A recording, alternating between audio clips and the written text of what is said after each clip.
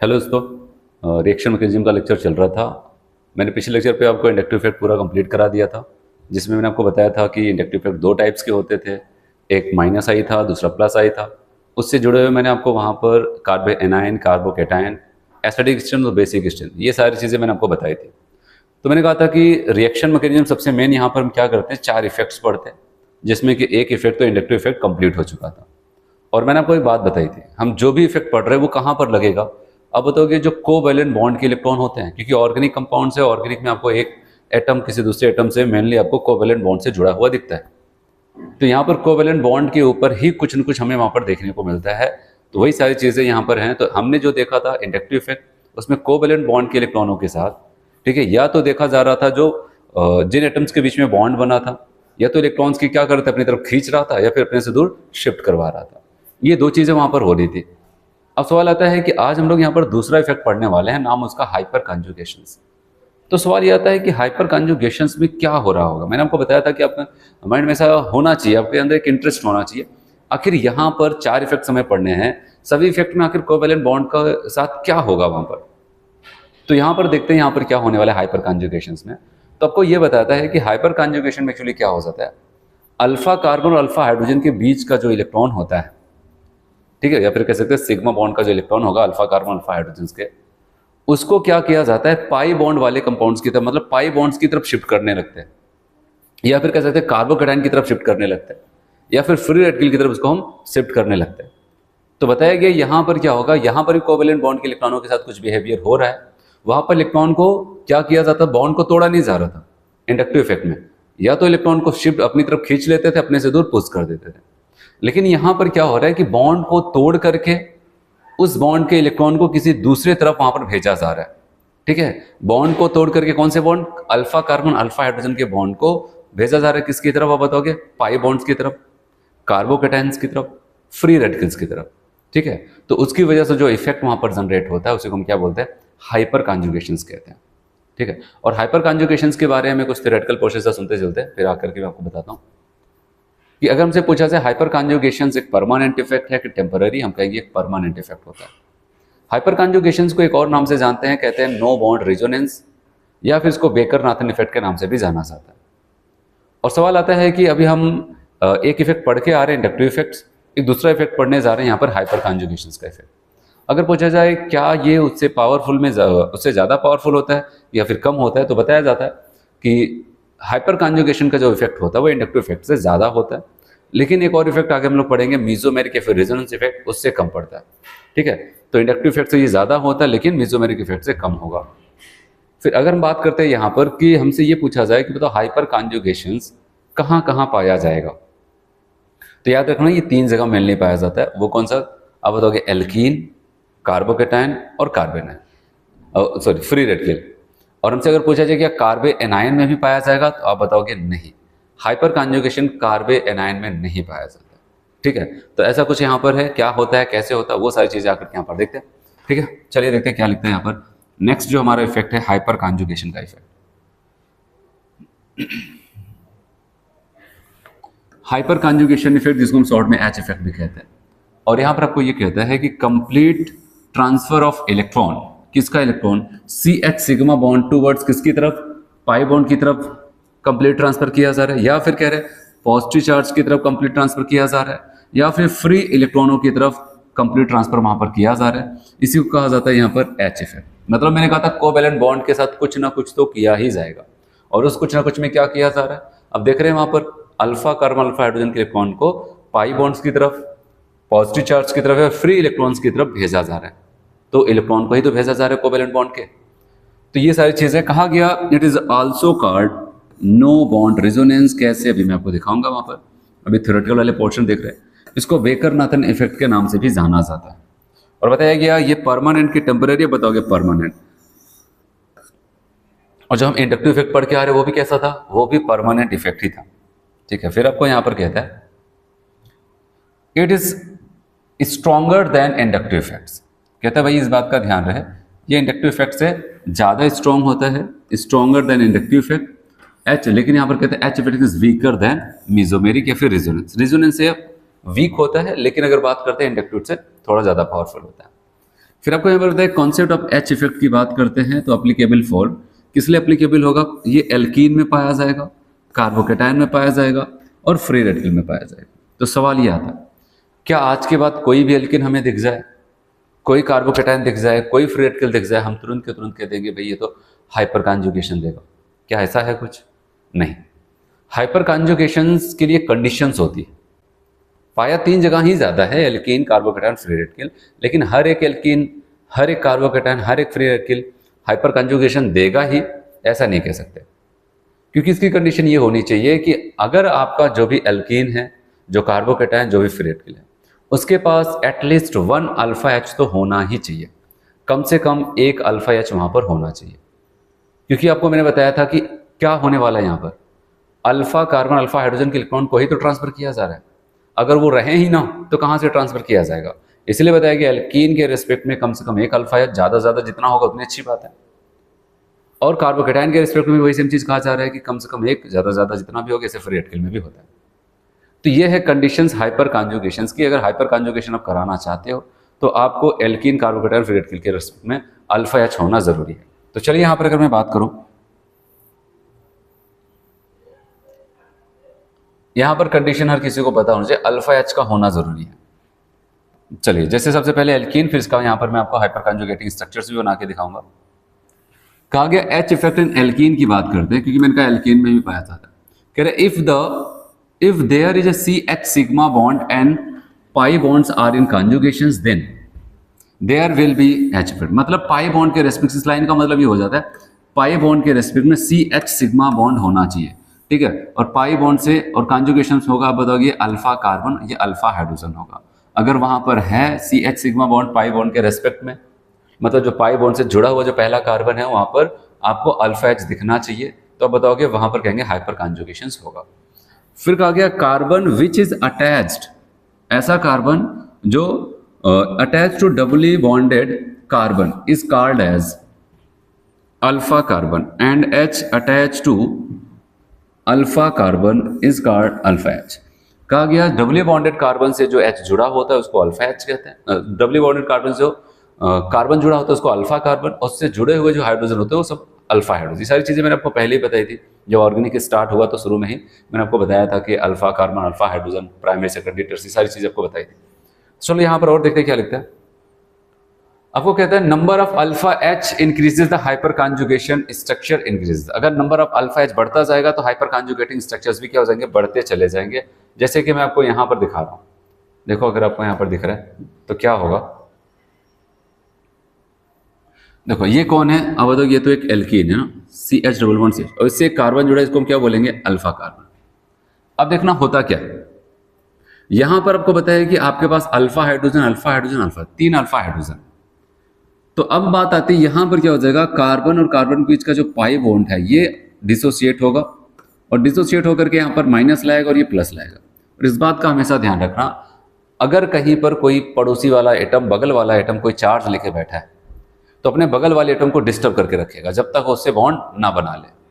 अब जैसे ही ये बॉन्ड यहाँ पर टूटा, यहाँ पर माइनस आया, यहाँ पर प्लस आया, और प्लस आते ही अब ये इस कार्बन को डिस्टर्ब कर रहा है, मेरे साथ बॉन्ड बना लो, बॉन्ड बना लो। अब सवाल आता है अगर ये इसके साथ बॉन्ड बनाए, क्योंकि चार्ज बगल में है तो इसको डिस्टर्ब करेगा ही करेगा। अब इसके साथ आता है कि ऑप्शन भाई प्लस वाले से बॉन्ड बनाना है, तो क्या रखे, माइनस। तो सवाल आता है माइनस चार्ज कैसे लाए अपने ऊपर, तो इसके पास एक ही ऑप्शन आता है, अपने किसी न किसी अल्फा एच का बलिदान करना पड़ेगा उसके। अब देख रहे अल्फा कार्बन, अल्फा हाइड्रोजन, तो आप बताओगे उसके बॉन्ड को तोड़ता है, और आपको पता है कैसे तोड़ना पड़ेगा, हेट्रोलिटिकली तोड़ना पड़ेगा, जिससे कि इनके ऊपर माइनस है और इनके ऊपर क्या आ जाए, प्लस। फिर ये माइनस और प्लस क्या करेंगे, आपस में बॉन्ड बना लेंगे। और आप देख रहे हैं यहाँ पर डबल बॉन्ड आ गया इनके बीच में, एक रहता था बॉन्ड, अब डबल बॉन्ड आ गया, और H और इनके बीच में कोई कनेक्शन बचा अब नहीं है। तो यहाँ पर देख रहे हैं इसको ऐसा लिखा गया, अब कोई बॉन्ड यहाँ पर नहीं पाया जा रहा है, इसलिए हम इसको एक नाम ऐसा देते हैं, नो बॉन्ड रेजोनेंस भी कहा जाता है, क्योंकि रेजोनेंस में भी इलेक्ट्रॉन का डीलोकलाइजेशन होता है, लेकिन यहाँ पर भी हो रहा है, उसी की तरह हो रहा है, लेकिन यहाँ पर सिग्मा इलेक्ट्रॉन का डीलोकलाइजेशन और एक जगह से दूसरी जगह पर जा रहा है। वैसे तो क्या हो जाता है कि हम जब रेजोनेंस को पढ़े वहां पर पाई बॉन्ड का डीलोकलाइजेशन होता है, लेकिन यहाँ पर आप देख रहे हैं अल्फा कार्बन, अल्फा हाइड्रोजन के इलेक्ट्रॉनों को ट्रांसफर किया जा रहा है इस पाई बॉन्ड की तरफ, इधर इसकी तरफ ही तो किया गया यहाँ पर, तो अब बताओगे अब यहाँ पर पाई बॉन्ड्स बन गए। अब जो घटना इनके साथ घटी थी ऐसा हो सकता है इनके साथ भी घटेगी और ऐसा इनके साथ भी घटेगी। जब इनके साथ घटेगी तो यहाँ पर बॉन्ड पाया जाएगा, तब यहाँ पर नहीं होगा। जब इनके साथ होगा तो यहाँ पर पाया जाएगा, यहाँ पर नहीं होगा। तो ऐसा कुछ होता है। जैसे अब यहाँ पर बात करते हैं, अब ऐसा भी हो सकता है क्योंकि अल्फा एच तो हमारे पास 3 थे, 1 2 3, तो यहाँ पर इसके साथ भी हो जाए तो प्लस इनके ऊपर आएगा, बॉन्ड नहीं रहेगा और ये जैसा बना वहाँ पर होगा। ऐसा हो सकता है इनके साथ भी हो तो प्लस इनके ऊपर आएगा, बॉन्ड नहीं होगा, इन दोनों के साथ यहाँ पर बॉन्ड है, ठीक है, इनके साथ बॉन्ड होगा और ये बन जाता है। तो ये जो आप देख रहे हैं कि अल्फा कार्बन अल्फा हाइड्रोजन के इलेक्ट्रॉनों को किसी को दिया जा रहा है, किसी की तरफ ट्रांसफर किया जा रहा है, और इसी को हम कहते हैं भाई ये तो हाइपर कॉन्जुगेशन हो रहा है। ये जो स्ट्रक्चर्स मैंने आपको यहाँ पर बना के दिखाया है, यहाँ पर फिर ये वाला एच बॉन्ड का इलेक्ट्रॉन भेजा, फिर इनका एक एक करके एक बार में एक एक वहाँ पर भेजे जा रहे हैं, इन्हीं स्ट्रक्चर्स को हम कहते हैं हाइपर कॉन्जुगेटिंग स्ट्रक्चर। ठीक है, अगर हमारे पास अल्फा एच और होते तो जैसा घटना इस एच के साथ घटा वैसे सबके साथ घटता रहेगा बार बार, ठीक है।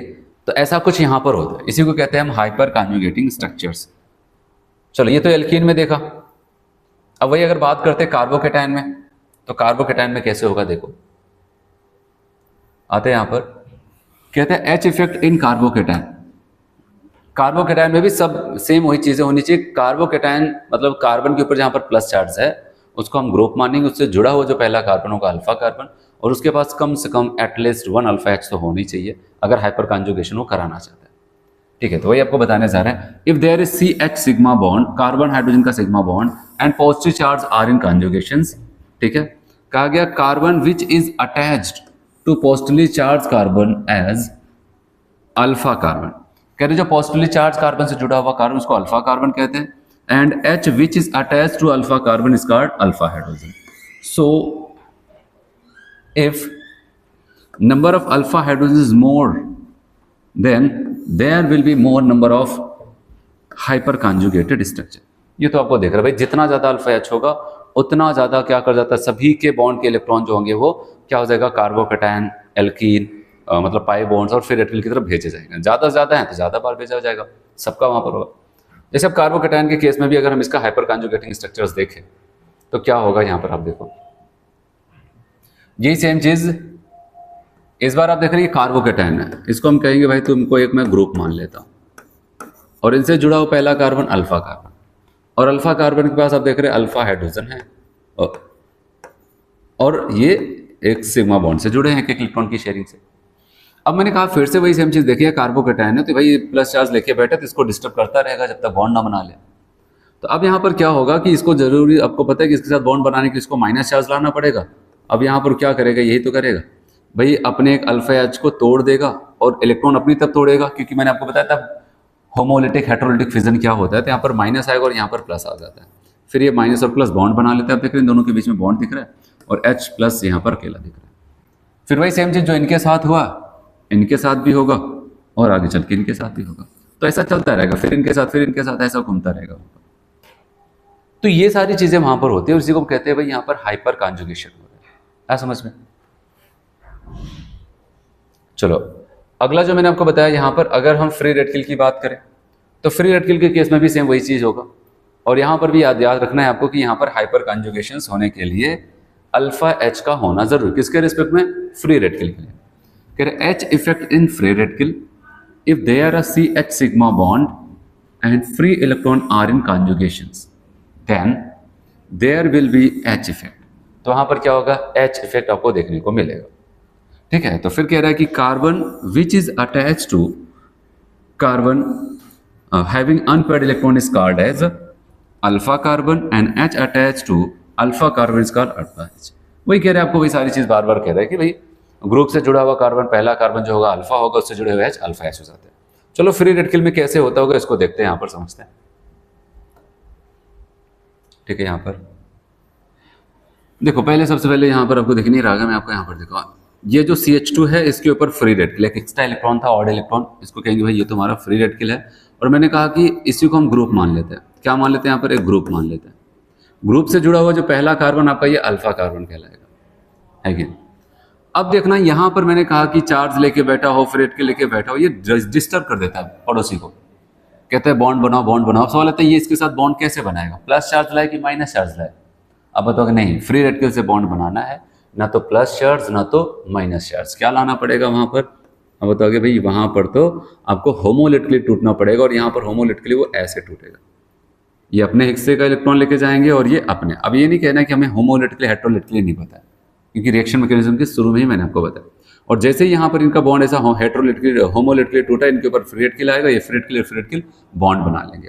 हालांकि इनसे बॉन्ड बनाने की केवल एक ही इलेक्ट्रॉन की जरूरत है, इसलिए होमोलिटिक फिजन हुआ। और अब अगर देखें इनके बीच में हम पाई बॉन्ड देख रहे हैं और यहाँ पर एच फ्री रेडिकल बिना बॉन्ड के यहाँ पर रुका हुआ है। फिर वही सेम घटना जो इनके साथ घटी वो इनके साथ भी होगी और वो इनके साथ भी होगी। ठीक है, ये सारी चीजें यहाँ पर आप देख रहे हैं। तो हम यहाँ पर देख रहे थे हाइपर कॉन्जुगेशंस।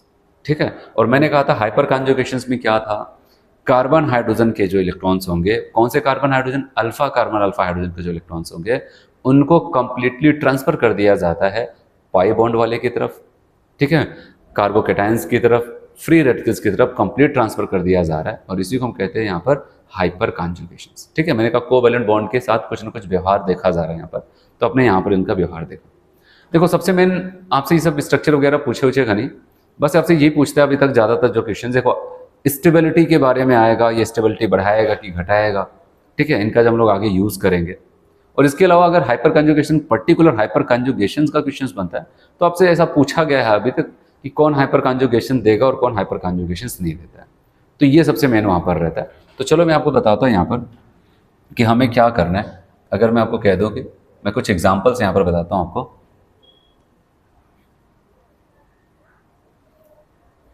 एग्जाम्पल्स में आपको बताना है कौन हाइपर कॉन्जुगेशन देगा कौन नहीं देगा। ठीक है, क्योंकि ये बहुत बेसिक टाइप के क्वेश्चंस होते हैं और अगर कहीं पर आपको लग रहा है कि हाँ देना चाहिए, नहीं दे रहा है, मैंने कुछ कॉन्सेप्ट बताया, तो उसको ज़रूर नोट डाउन करना। ठीक है, क्योंकि उसी से पूछे जाने के चांसेस ज़्यादा होंगे।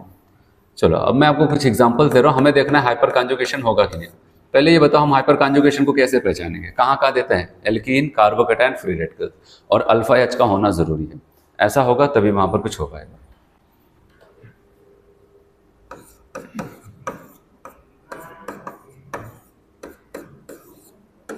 यहाँ पर मैं कुछ लिखता जा रहा हूँ यहाँ पर।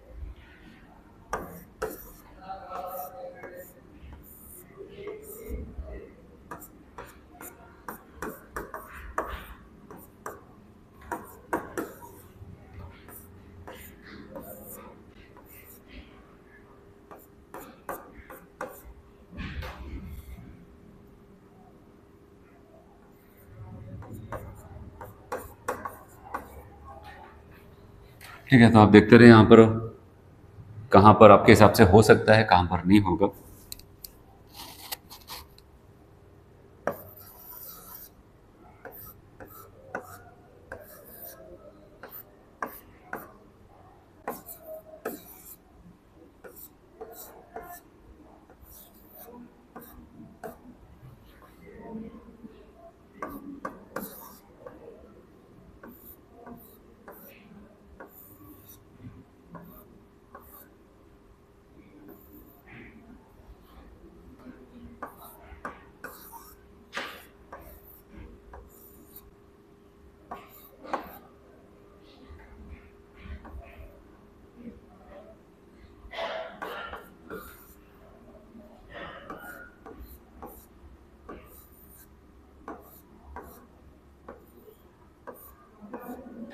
चलिए देखते हैं हम लोग यहाँ पर कहाँ पर हाइपर कॉन्जुगेशंस होंगे, कहाँ पर हाइपर कॉन्जुगेशंस नहीं होंगे और कैसे पहचानते हैं, वो सारी चीज़ों को यहाँ पर देखते हैं।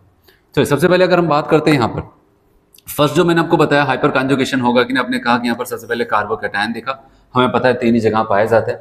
तो कार्बोकेटायन में देखा तो कार्बोकेटायन ये हुआ हमारा, इसका ग्रुप मान लिया, ये हमारा अल्फा कार्बन, यहाँ पर अल्फा हाइड्रोजन प्रेजेंट है, हम कहेंगे भाई यहाँ पर होगा, साफ साफ होगा। ठीक है, और अब अगर हम बात करते हैं यहाँ पर इसमें आते, ये हमारा ग्रुप हुआ और उसके बाद क्या हो जाता है, ये हमारा अल्फा कार्बन और यहाँ पर हाइड्रोजन दिख रहा है, तो हम कहेंगे यहाँ पर भी कंफर्म है, यहाँ पर होगा। ठीक है। और अगर हम बात करते हैं यहाँ पर, देखो यहाँ पर क्या हो जाता है, ये हमारा ग्रुप हुआ, ठीक है, और इससे जुड़ा हुआ ये कार्बन क्या हो जाता है, ये सब के सब अल्फा कार्बन होंगे, और यहाँ पर आपको हाइड्रोजन बहुत सारे दिख रहे हैं, तब बताओगे यहाँ पर भी हो जाएगा। और नेक्स्ट अगर हम लोग यहाँ पर बात करते हैं, देखो यहाँ पर ये तो हमारा एल्कीन हुआ, ठीक है, और ये इसका अल्फा कार्बन हुआ, लेकिन अल्फा हाइड्रोजन आपको दिख रहा है क्या, तो अब बताओगे अल्फा कार्बन है लेकिन अल्फा हाइड्रोजन नहीं है। ये जो आपको यहाँ पर दिख रहा है एक्चुअली में कौन से हैं, ये बीटा वाले लोग हैं, ठीक है, ये बीटा है, तो हम कहेंगे यहाँ पर नहीं होगा। ठीक। अब अगर हम बात करते हैं यहाँ पर, ये CH2 हुआ, हमने कहा कार्बोकेटायन, ठीक, इससे जुड़ा हुआ पहला कार्बन ये, जिसको क्या बोलते हैं, अल्फा कार्बन। और आपको क्या यहाँ पर कोई H दिख रहा है, अब बताओगे H नहीं दिख रहा है, ठीक है, 1 2 3 4, तो बताओगे यहाँ पर नहीं होने वाला है। नेक्स्ट आता है यहाँ पर, ये हमारा ग्रुप, ये कौन है, अल्फा कार्बन, ठीक है, यहाँ पर H है, नहीं है, लेकिन यहाँ पर भी तो अल्फा कार्बन होगा, और यहाँ पर H था, बताओगे इसकी वजह से हो जाता है। ठीक, आते हैं वापस।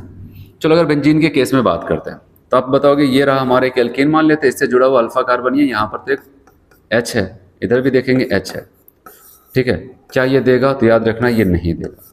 अगर कभी भी H हमारा डबली बॉन्डेड कार्बन से जुड़ा है तो हाइपर कॉन्जुगेशंस करने के लिए नहीं जाएगा, क्योंकि ये बॉन्ड बहुत ही ज़्यादा शॉर्ट होगा, बहुत ज़्यादा मजबूत हो जाता है, sp2 कार्बन से जुड़ा हुआ, परसेंटेज ऑफ S कैरेक्टर भी ज़्यादा है, तो ये बॉन्ड टूटेगा ही नहीं। जब टूटेगा नहीं तो आप कैसे कंप्लीट ट्रांसफर करेंगे वहाँ पर, ठीक है, तो आप बताओगे यहाँ पर नहीं देगा।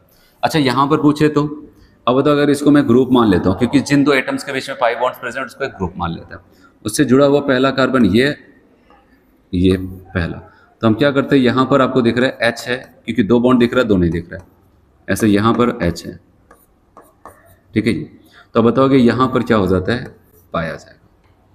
और यहाँ पर आते हैं, आपने कहा ये हमारा ग्रुप है, ठीक है, इसको हमने ग्रुप मान लिया ना, इस कार्बन पे प्रेजेंट में कहा ये ग्रुप है, ग्रुप से जुड़ा हुआ पहला कार्बन ये अल्फा, पहला कार्बन ये अल्फा, और आप देख रहे हैं 1 2 3, क्योंकि बॉन्ड लाइन स्ट्रक्चर है, यहाँ पर कार्बन हाइड्रोजन नहीं दिखाया जाता है, तो आप बताओगे जितने कॉर्नर वगैरह ऐसे बनते हैं वो सब के सब कार्बन को बताता है, और जितने बॉन्ड आपको कार्बन का दिख रहा है, ठीक है, जितना नहीं दिख रहा है इसका मतलब वहाँ पर हाइड्रोजन है। तो याद रखना यहाँ पर एक हाइड्रोजन, यहाँ पर एक हाइड्रोजन, यहाँ पर, तो हमें ऐसा लगता है, ठीक है, कि यहाँ पर हो जाना चाहिए, लेकिन मैं आपको बताऊँ ये जो कार्बन है ना, इसको हम कहते हैं यहाँ पर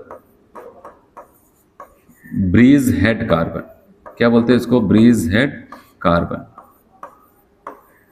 और ब्रीज हेड कार्बन है तो याद रखना, ब्रीज हेड कार्बन पे अगर कभी H प्रेजेंट है तो वो हाइपर कॉन्जुगेशंस में नहीं जाता है। और इस जगह और पढ़ाया था, अगर आपको याद हो, जब मैं आपको पढ़ाया था कीटोनॉल टॉटोमेरिज, तो वहाँ पर भी बताया था ब्रीज हेड कार्बन का हाइड्रोजन ना तो कीटोनॉल टॉटोमेरिज्म में जा पाता था बेचारा, ना तो यहाँ पर हाइपर कॉन्जुगेशन में, मतलब इसको ना वहाँ पर भेजने दिया जा रहा है, ना तो यहाँ पर भेजने दिया जा रहा है।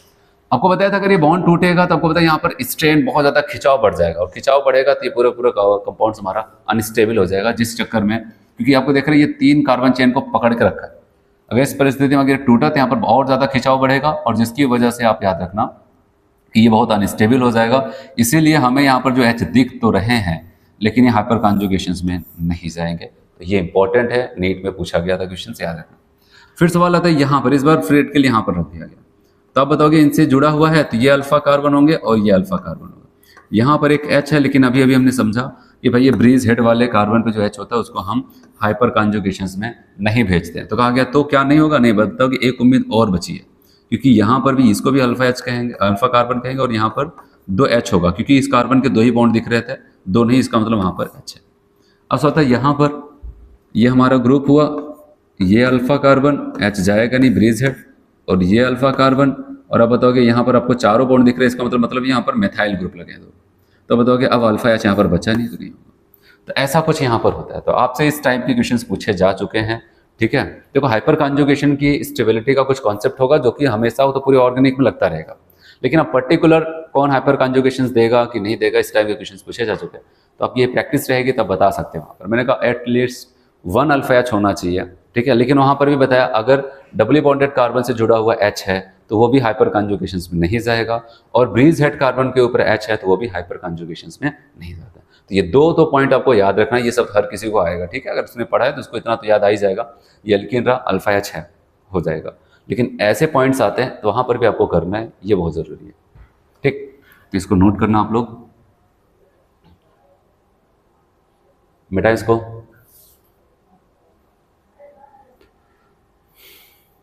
अच्छा, अब सवाल ये आता है, अगर हम यहां पर बात करें, क्या जो कंपाउंड्स हम लोग देख रहे थे, हमने कहा कि भाई किसी का इलेक्ट्रॉन तोड़कर किसी को दे देना, क्या ये अच्छा किया जा रहा था? उसके साथ कुछ बुरा तो नहीं हो रहा था? भाई उसके हिस्से का इलेक्ट्रॉन किसी और को दिया जा रहा है कि नहीं?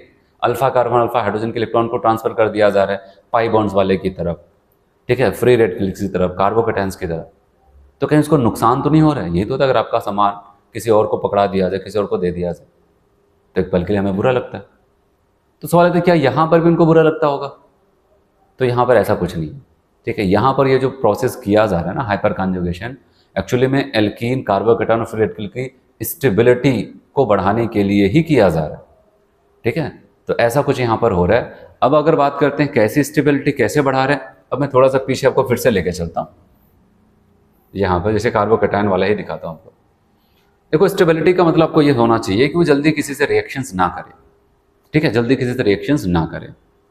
और अब क्या हो जाता है कि अगर ये चार्ज यहीं पर रुका होता ना, CH2 के ऊपर ये प्लस चार्ज रुका होता, तो कोई भी माइनस वाला आता तुरंत के तुरंत जाकर से रिएक्शन कर जाता। लेकिन यहां पर क्या हुआ कि हो सकता है वो इनके पास आया, तब तक इन्होंने हाइपर कॉन्जुगेशन करके प्लस चार्ज को यहां पहुंचा दिया, और इनके पास गया तब तक यहां पर आ गया, इनके पास गया तो यहां चला गया। तो ये जो वहां पर उस चार्ज को आप देख रहे हैं, कहीं ना कहीं ऐसा रोटेट करने का काम कर रहे हैं। तो उससे क्या हो जाता है, यहां पर इसकी स्टेबिलिटी, मतलब कोई इनसे जल्दी रिएक्शंस नहीं कर पाएगा। भाई स्टेबिलिटी का मतलब तो ये होता है रिएक्टिविटी कम हो जाना। तो यही क्या हो जाता है कि वहां पर ये हाइपर कॉन्जुगेटिंग स्ट्रक्चर्स जो बनाते हैं, उसकी वजह से इनको स्टेबिलिटी मिलती है। तो कहने का मतलब इनके साथ कुछ बुरा व्यवहार नहीं किया गया कि बताओ कि बेचारे का इलेक्ट्रॉन तोड़ करके बताओ इसके हिस्से के इलेक्ट्रॉन किसी और को पकड़ाते जा रहे हैं, ऐसा कुछ नहीं है। एक्चुअली इन्हीं की ही स्टेबिलिटी को, क्योंकि है तो पूरा कंपाउंड एक ही, तो इन्हीं की ही स्टेबिलिटी को बढ़ाने के लिए ये वहाँ पर कॉन्सेप्ट लगाया जाता है, और इसी की वजह से स्टेबल होता है। और आपको पता है, अगर यहाँ पर अभी मैंने 3 दिखाया तो 3H पे घूम रहा था, जो भी इनसे जुड़ने के लिए आ रहा था यहाँ से भाग रहा था। अगर इसके पास 6 होते तो 6 जगह घूमता, तब तो और किसी से रिएक्शन करने के चांसेस और कम हो जाता है। 9 होते तो 9 जगह घूमता, समझो है कि नहीं? तो जितना ज़्यादा अल्फा एच होगा, उतना ज़्यादा हाइपर कॉन्जुगेटिंग स्ट्रक्चर्स होंगे, और उतना ही ज़्यादा इनकी स्टेबिलिटी होती है। तो वो कॉन्सेप्ट लगता है। अब आते हैं यहाँ पर, तो कहने का मतलब हाइपर कॉन्जुगेशन जहाँ जहाँ पाया जा रहा है वो सबको फायदा पहुँचा रहा है, ठीक है। तो stability of carbocation, free radical and alkene, तो हम इस पर बात करने वाले हैं। Stability of carbocation, free radical and alkene. तो पूरा का पूरा कॉन्सेप्ट है कैसे स्टेबिलिटी की जा रही है, हाइपर कॉन्जुगेटिंग स्ट्रक्चर करके। हाइपर कॉन्जुगेटिंग स्ट्रक्चर को और बढ़ाना होगा तो हमें क्या चाहिए होगा, और ज़्यादा अल्फा एच चाहिए होगा। तो इसलिए मतलब यहाँ पर मैं ऐसा एक कॉन्सेप्ट बना सकते हैं कि स्टेबिलिटी डायरेक्टली प्रोपोर्शनल हो जाएगा number of hyper H structure, मतलब हाइपर कॉन्जुगेटिंग स्ट्रक्चर। और हाइपर कॉन्जुगेटिंग स्ट्रक्चर कब ज़्यादा होगा, जब बताओ कि नंबर ऑफ अल्फा एच ज़्यादा होगा। तो मिला जुला के पूरा का कॉन्सेप्ट यहाँ पर ये आ जाता है कि हाइपर कॉन्जुगेटिंग स्ट्रक्चर स्टेबिलिटी को बढ़ाता जाएगा। तीनों की बात है, कार्बोकेटायन, फ्री रेडिकल, एल्कीन, सबकी स्टेबिलिटी किसके ऊपर डिपेंड करेगी, नंबर ऑफ अल्फा एच। जहां पर जितना ज़्यादा अल्फा एच होगा वहां पर उतनी ही ज़्यादा स्टेबिलिटी होगी। चलो, जैसे कि अगर मैं आपको यहाँ पर एक एग्जाम्पल्स दिखाऊं, कार्बोकेटायन है, ठीक है, और यहाँ पर कार्बोकेटायन है। अब अगर हम यहाँ पर ध्यान दें, ये हमारा ग्रुप, मैंने कहा जिसके ऊपर प्लस चार्ज प्रेजेंट है उसको ग्रुप मानो। इस ग्रुप से जुड़ा पहला कार्बन ये है, ये भी है और ये भी है। ये सब के सब हमारे अल्फा कार्बन हो जाएंगे, और यहाँ पर 3, 3, 6 और 3, 9, टोटल यहाँ पर 9 अल्फा एच है, ठीक है। 9 अल्फा हाइड्रोजन यहाँ पर प्रेजेंट है। और अगर हम बात करते हैं यहाँ पर, तो ये अल्फा हो जाएगा, ये अल्फा हो जाएगा, तो यहाँ पर 3, यहाँ पर 3, टोटल कितने हो जाएंगे, 6 अल्फा एच हो जाता है, ठीक है। और यहाँ पर अगर हम इसको देखते हैं, ये हमारा ग्रुप, तो ये अल्फा कार्बन, यहाँ पर टोटल कितने, 3 अल्फा एच है। और यहाँ पर बताओ यहाँ पर भी 3 है, नहीं, यहाँ पर तो अल्फा कार्बन ही नहीं है, तो हाइड्रोजन की बातें छोड़ दो, ठीक है। तो आप बताओ यहाँ पर एक भी नहीं होगा। तो सबसे ज़्यादा जहाँ पर अल्फा एच था, हमने कहा भाई तुम सबसे ज़्यादा स्टेबल, टर्शरी कार्बोकेटायन है, ठीक है, बहुत ज़्यादा स्टेबल। फिर ये सेकेंडरी वाला आ जाता है, ये प्राइमरी आ जाता है, वो तो मिथाइल है। तो ये आपको ध्यान देना, और ये सब बहुत ज़्यादा यूज़ होंगे जब हम कोई रिएक्शंस देखेंगे अपने, जब चैप्टर से आना शुरू हो जाएंगे अपने, तो वहाँ पर आप देखेंगे कि वहाँ पर हम लोग ऐसा कहीं बात करेंगे, ये देखो टर्शरी बन रही है, ज़्यादा स्टेबल है, इसी के साथ मेजर प्रोडक्ट बनेगा। तो वो सारी चीज़ें वहाँ पर आपको मिलेंगी। इसलिए याद रखना कि ये सब जो मैं आपको पढ़ा रहा हूँ स्टेबिलिटी, तो आगे इन सब का तो यूज़ होने ही वाला है, बिना इसके हम लोग वहाँ पर प्रोडक्ट नहीं बनाएंगे। हाँ, लेकिन यह है कि पर्टिकुलर हाइपर कंजुगेशन का क्वेश्चन पूछा जाता, कहाँ पर होगा कहाँ पर नहीं होगा, तो जो अभी मैंने आपको प्रैक्टिस कराई तो वो आपको ध्यान देना था। चलो, जब हाइपर कंजुगेशन में हमने देखा कार्बोकेटायन में अगर वो फ्री रेडिकल में ऑब्जर्व करते तो सेम वही कहानी यहाँ पर भी कहेंगे। फ्री रेडिकल के रेस्पेक्ट में तो हम ये कहेंगे जितना ज़्यादा क्या आ जाएगा वहाँ पर, ठीक है, अल्फा एच होगा उतना ज़्यादा स्टेबिलिटी होगी। ये हमारा group alpha carbon alpha carbon alpha carbon, total आप देखेंगे 9 अल्फा हाइड्रोजन आ जाता है। इनके पास आप देख रहे हैं ये अल्फा कार्बन 3 लेकर के, ये 3 लेकर के, यहाँ पर आप बताओगे 6 अल्फा एच।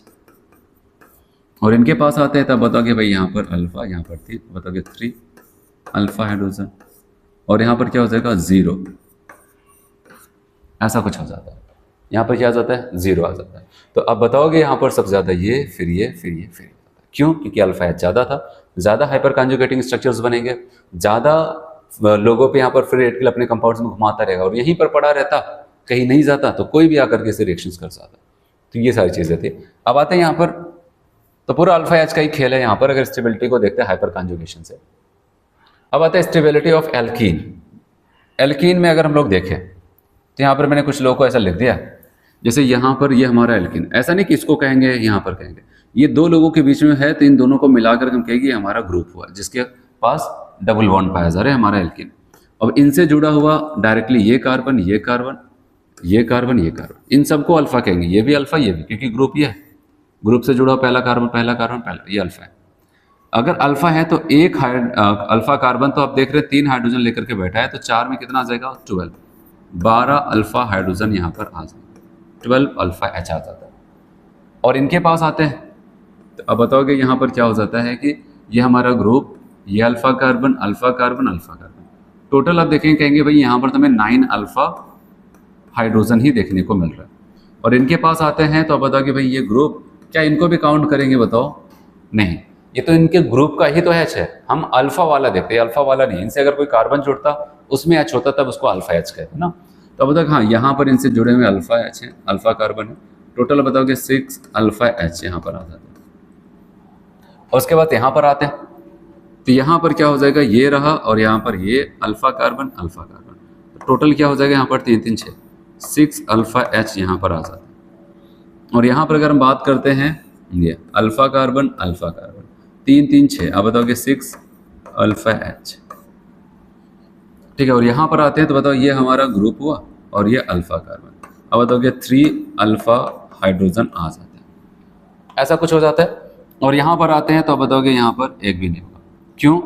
ये तो 4 तो दिख रहे हैं, लेकिन मैंने कहा यहाँ पर ये तो इनके ग्रुप के ही हो गया ना, ठीक है। तो यह अगर इनसे कोई कार्बन जुड़ा था उसमें होता तो भले। तो अब इस हिसाब से हम देख रहे भाई सबसे ज़्यादा किसके पास है, 12 वाले के पास, तुम सबसे आगे हो, उसके बाद 9 वाला। अच्छा, फिर मैटर फंसता है यहाँ पर, इनके पास भी 6 है, इनके पास भी 6 था और इनके पास भी 6 था। अब क्या करेंगे यहाँ पर ध्यान देना, याद रखना ये जो था क्या यहाँ पर ज्योमेट्रिकल आइसोमेरिज्म की पॉसिबिलिटी से बताओ, डबली बॉन्डेड कार्बन पर दोनों ग्रुप क्या हो जाते हैं सेम, ज्योमेट्रिकल आइसोमेरिज्म नहीं, तो इसको हम कहते हैं ये आइसोफॉर्म है। क्या है? आइसोफॉर्म है। और यहाँ पर आप देख रहे हैं ज्योमेट्रिकल आइसोमेरिज्म पॉसिबिलिटीज होगी CH3H HCH3, और वो भी कौन सा हो जाएगा बताओ, ये तो ट्रांस वाला होगा। यहाँ पर भी ज्योमेट्रिकल आइसोमेरिज्म की पॉसिबिलिटीज है, क्योंकि आप देख रहे हैं यहाँ पर ये दोनों ग्रुप अलग अलग हैं, लेकिन एक ऐसा है सिस वाला। तो याद रखना, अगर हमारे पास आइसोफॉर्म है, ट्रांसफॉर्म है, सिस फॉर्म है, तो सबसे ज़्यादा स्टेबल माना जाता है आइसोफॉर्म को, फिर किसको? ट्रांसफॉर्म को, फिर किसको? सिस फॉर्म को। इसको हम ऐसे याद रख सकते हैं, I फिर T फिर C, ठीक है। ITC से याद कर सकते हो आप, ITC, I मतलब आइसो, फिर ट्रांस, फिर सिस। कभी इतना गए तो, बहुत ज़्यादा जाते नहीं आते, लेकिन अगर ऐसा जाते हैं तो आपको याद रखना। फिर उसके बाद 6 के बाद तो 3 का नंबर आएगा, तो यहाँ पर ये, फिर यहाँ पर तो 0 है। तो ये एल्केन की स्टेबिलिटी का ऑर्डर हुआ, जो आपको ध्यान देना था कि कैसे हमने देखा, अल्फा एच को देखा, कहीं पर अल्फा एच सेम हो गए, तो हमने वहां पर एक कॉन्सेप्ट बताया, I मतलब आइसो वाला, फिर T ट्रांस, फिर उसके बाद सिस की स्टेबिलिटी की बात आती है। चलो, हो गया इतना। तो हाइपर कॉन्जुगेशन से जुड़ा हुआ एक और कॉन्सेप्ट है, चूंकि हम एल्कीन की स्टेबिलिटी के बारे में अगर पढ़ रहे हैं, तो एल्कीन की स्टेबिलिटी के बारे में हाइपर कॉन्जुगेशन एक्सप्लेन कर रहा था कि भाई जितना ज़्यादा एल्कीन के पास अल्फा एच होगा, उतना ज़्यादा हाइपर कॉन्जुगेटिंग स्ट्रक्चर करके हम उसको उतना ही ज़्यादा स्टेबल करेंगे। अब यहाँ पर एल्कीन की एक रिएक्शंस होती है कि एल्कीन पे अगर हाइड्रोजन को जोड़ करके हम एल्केन बनाते हैं, इसको कहते हैं हाइड्रोजनेशंस की रिएक्शन। और इसको मैंने आपको पहले भी पढ़ाया है, वहाँ पर हम लोग थर्मो पढ़ रहे थे। तो हाइड्रोजनेशंस की बात करते हैं, और हाइड्रोजनेशंस की अगर हम बात करते हैं तो हाइड्रोजनेशन ऑलवेज एक्सोथर्मिक प्रोसेस होता है। एक्सोथर्मिक का मतलब ये रिएक्शंस होगी तो वहां पर हीट जनरेट होती रहेगी, हीट इवॉल्व होती रहेगी। और आपको पता है कहीं पर अगर हीट इवॉल्व हो रही है मतलब वो एक्सोथर्मिक है। जो हीट यहाँ पर इवॉल्व होती है उसको हम कहते हैं heat of hydrogenation, hydrogenation reactions की हीट। तो अब सवाल ये आता है कि अगर कोई एक एक्सोथर्मिक रिएक्शंस है, हम जैसे बोल दिया जाए कि एक्सोथर्मिक रिएक्शंस है, वो कब ज़्यादा हीट इवॉल्व करेंगे, कॉन्सेप्ट के हिसाब से चले, जब वो अच्छे से रिएक्शंस करेगा। जितना ज़्यादा रिएक्टिव होंगे हमारे रिएक्टेंट्स आपस में, उतने अच्छे से रिएक्शंस होगी, और जितनी अच्छी रिएक्शंस होगी उतनी अच्छी हीट निकलती है। ये हमेशा याद रखना, ठीक है। क्योंकि अगर वैसे भी मान लेते हैं, अगर किसी चीज़ को हम वहाँ पर जला रहे हैं, ऐसा एक सिंपल सा, अगर बहुत अच्छे से जल जाता है, अच्छे से जलेगा तो अच्छी हीट निकालेगा, और पता चला जल ही नहीं रहा सही से, अगर सही से जलेगा नहीं तो सही से हीट निकालेगा नहीं। तो इसीलिए याद रखना यहाँ पर भी क्या हो जाता है, हीट ऑफ हाइड्रोजनेशन क्या हो जाता है, वो एल्कीन की स्टेबिलिटी के इनवर्सली प्रोपोर्शनल। अगर हमारा एल्कीन बताओ ज़्यादा स्टेबल है तो क्या वो रिएक्शंस कर पाएगा अच्छे से? नहीं भाई, एक ही क्वालिटी तो अच्छा रख सकता है। अगर स्टेबिलिटी ज़्यादा है तो रिएक्टिविटी कम है, और जब रिएक्टिविटी कम होगी तो रिएक्शन कम करेगा, तो जब रिएक्शंस कम करेगा तो हीट भी कम ही निकालेगा। अच्छा, अगर रिएक्टिविटी ज़्यादा होती तो स्टेबिलिटी कम, ठीक है। एक चीज़ उल्टा, अगर रिएक्टिव बहुत ज़्यादा रिएक्टिव है तो स्टेबिलिटी कम, और रिएक्टिव ज़्यादा होगा तो हीट भी ज़्यादा निकालेगा। तो इसका मतलब यहाँ पर अगर वो जल्दी रिएक्शंस करने को तैयार ही नहीं, और हम कह रहे हैं तुम ज़्यादा हीट निकालो, कर ही नहीं सकता है। कहते हैं तो मैं रिएक्शंस नहीं करना चाहता हूँ, जबरदस्ती रिएक्शंस करा रहे हो, उसके बाद कह रहे हो मुझे ज़्यादा हीट निकाल के दो, कहेगा ये नहीं हो सकता। अगर हम रिएक्शंस करेंगे भी बहुत कम हीट निकालेंगे। और जो ज़्यादा रिएक्टिव होते हैं, जिनके ज़्यादा रिएक्टिव मतलब जिनकी स्टेबिलिटी कम होती है, जिनके पास अल्फा एच कम होते होंगे, वो तो बड़ी तेज रिएक्शंस करते होंगे, बड़ी तेज और काफ़ी ज़्यादा हीट निकालते होंगे। तो वही हीट ऑफ हाइड्रोजनेशन का कॉन्सेप्ट यहीं पर हम लोग चेक करते हैं। तो क्या होता है, कैसे इसको देखते हैं।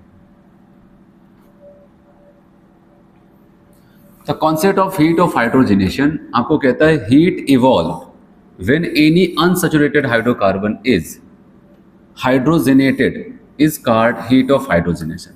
जब किसी अनसैचुरेटेड हाइड्रोकार्बन के ऊपर हाइड्रोजन जोड़ा जाता है और उस दौरान जो भी हीट इवॉल्व होती है उसे कहते हैं भाई ये हीट ऑफ हाइड्रोजनेशन होता है, ठीक है। फिर कहा गया if alkene is more reactive, more reactive का मतलब आपके माइंड में आ जाना, अच्छा वो जो कम स्टेबल होते हैं, towards hydrogen then it will evolve more heat. अगर हाइड्रोजन के प्रति उसकी रिएक्टिविटी बड़ी तेज है, बड़ी तेजी से हाइड्रोजन को पसंद करता है, उसके साथ रिएक्शन करना बहुत तेजी से चाहता है, तो जाहिर सी बात है हीट भी अच्छी खासी निकालेगा। वही कह रहे हैं कि if alkene is more reactive towards hydrogen then it will evolve more heat, more delta H. फिर कह रहे हैं heat of hydrogenation inversely proportional हो जाएगा स्टेबिलिटी ऑफ एल्कीन की। जाहिर सी बात है भाई, अगर एल्कीन ज़्यादा स्टेबल है तो हीट कम निकलेगी। आप कॉन्सेप्ट के साथ चलेंगे तब भी आपको देखना चाहिए। और बताओ एल्कीन की स्टेबिलिटी किसके ऊपर डिपेंड करती थी, नंबर ऑफ अल्फा एच। इसका मतलब ये हीट ऑफ हाइड्रोजनेशन भी अल्फा एच का क्या हो जाएगा, उल्टा। जितना ज़्यादा अल्फा एच वहाँ पर बढ़ता जाएगा, अब बताओ क्या हीट ऑफ हाइड्रोजनेशन कम होता जाएगा। और इसी का उल्टा भी, अगर अल्फा एच कम हो रहा है तो हीट ऑफ हाइड्रोजनेशन बढ़ने लगेगा, ठीक है। और हमेशा याद रखना ये एक एक्सोथर्मिक प्रोसेस होता है, कौन, हीट ऑफ हाइड्रोजनेशन, ठीक है। अब कॉन्सेप्ट की अगर बात करते हैं, ये सारी चीज़ें हम लोग कई बार पढ़ चुके हैं, वहाँ पर देखते हैं यहाँ पर एक बार फिर से। इसकी एग्जैक्ट डेफिनेशन थर्मो मैंने आपको ये बताया था, जब एक मोल हीट ऑफ हाइड्रो, क्योंकि हमने वहाँ पर डिफरेंट हीट पढ़ी थी, heat of combustion, heat of formation, heat of hydrogenation, ठीक है, ये सारी चीज़ें वहाँ पर पढ़े थे।